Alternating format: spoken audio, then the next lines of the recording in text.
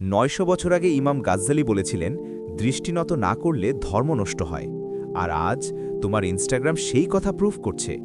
কিন্তু এই ফিতনা থেকে বাঁচার একটা সিম্পল সুইচ আছে, শোনো। একজন মানুষ কিভাবে ফিতনায় পড়ে? শুরু হয় নির্দোষ একটা দৃষ্টি দিয়ে, তারপর সেটা বারবার দেখা হয়, লোভনীয় হয়ে ওঠে, এক জিনিস আরেক জিনিসের দিকে নিয়ে যায়, আকাঙ্ক্ষা বাড়তে থাকে, শেষে জিনায় গিয়ে শেষ হয়। তিনি বলেছিলেন, আল্লাহর অনেক অনুগত ইবাদতগুজার বান্দার ধর্ম নষ্ট হয়ে গেছে শুধু দৃষ্টি নত না করার কারণে।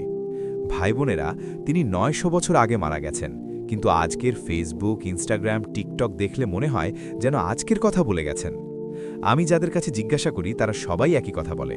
শুরু হয়েছিল নির্দোষ একটা লুক দিয়ে, তারপর বারবার দেখা, তারপর লোভনীয় দৃষ্টি, এক জিনিস আরেক জিনিস, শেষে রমজানের শেষ 10 রাতে মিটিং হয়ে গেল।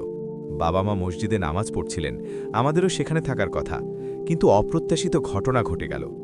জানো ভাই বোনেরা, রমজানের রোজা থাকা অবস্থায় নিজের হালাল স্ত্রী বা স্বামীর সাথে যৌন সম্পর্ক করাও বড় গুনাহ। বুখারী, মুসলিম সহ হাদিসের 7 জন বড় ইমাম এই হাদিস বর্ণনা করেছেন। এক লোক রাসূলুল্লাহ সাল্লাল্লাহু আলাইহি ওয়াসাল্লামের কাছে এসে কাঁদতে কাঁদতে বলল, ইয়া রাসূলুল্লাহ, আমি নিজেকে ধ্বংস করে ফেলেছি, আমি পুড়ে গেছি।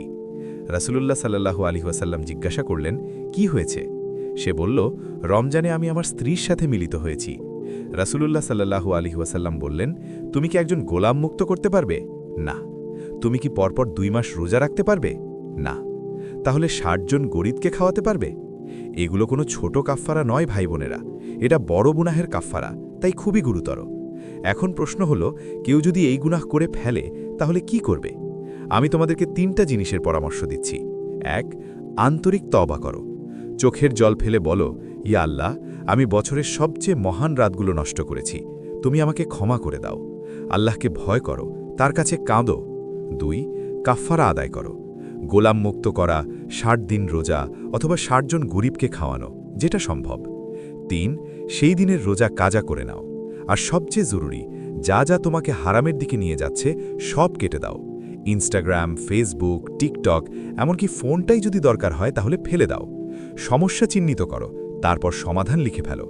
আমি ভাইদের এই এক্সারসাইজ করাই। তোমার সবচেয়ে বড় 3টা গুনাহ লিখো। প্রত্যেকটির পাশে লিখো কি জিনিস তোমাকে এই গুনাহে ফেলছে, ফোন, অ্যাপ, কোনো মানুষ, জায়গা। তারপর লিখো, এখন আমি কি কি বাস্তব পদক্ষেপ নেব যাতে সেই সংযোগ পুরোপুরি ছিন্ন হয়। আল্লাহ তোমাদের সবাইকে রক্ষা করুন, ছোট বড়, যুবক, বৃদ্ধ সবাইকে। 50 বছরের বিবাহিত ভাইদেরও এই সমস্যায় পড়তে দেখি, তাই কেউ হালকাভাবে নিও না। সারাদিন ফেসবুকে স্ক্রল করা, একটা নির্দোষ দৃষ্টি, তারপর সব শেষ। আল্লাহ আমাদের সবাইকে হেফাজত করুন, আমিন। কোনো প্রশ্ন থাকলে বলো, আমি আছি।